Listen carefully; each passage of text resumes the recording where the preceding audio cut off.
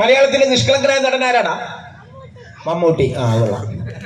മമ്മൂട്ടി നിഷ്കളങ്കനല്ലെന്ന് പറയാൻ പറ്റത്തില്ല, ഒരിക്കലും നിഷ്കളങ്കനാണ്. പക്ഷെ നമ്മളൊരു പേര് കൊടുത്തിട്ടുണ്ട് മലയാളത്തിലെ നിഷ്കളങ്കനായ നടൻ എന്ന് പറഞ്ഞ്. അതാരാണ്?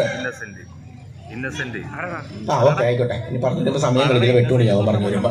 അപ്പൊ മലയാളത്തിന്റെ നിഷ്കളങ്കനായ നടൻ എല്ലാവർക്കും അറിയാലോ, ഇന്നസെന്റ്.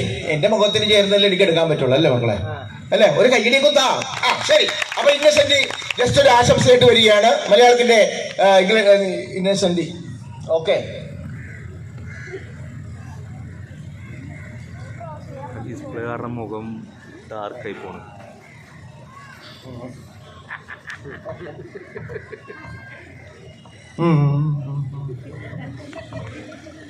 നന്നായിട്ടുണ്ട്. ആരിഫം മെല്ലടച്ചിരി നന്നായിട്ടുണ്ട്. സന്തോഷമായെങ്കിൽ ഒന്ന് കയ്യടി എന്റെ മക്കളെ. എനിക്കിഷ്ടായി ഈ ചൈതന്യോത്സവം. എനിക്കിഷ്ടായി. ഞാൻ സന്തോഷം വന്ന ഞാൻ പാടും. ആനച്ചന്തം ഗണപതി മേളച്ചന്തം, ആനച്ചന്തം ഗണപതി മേളച്ചന്തം.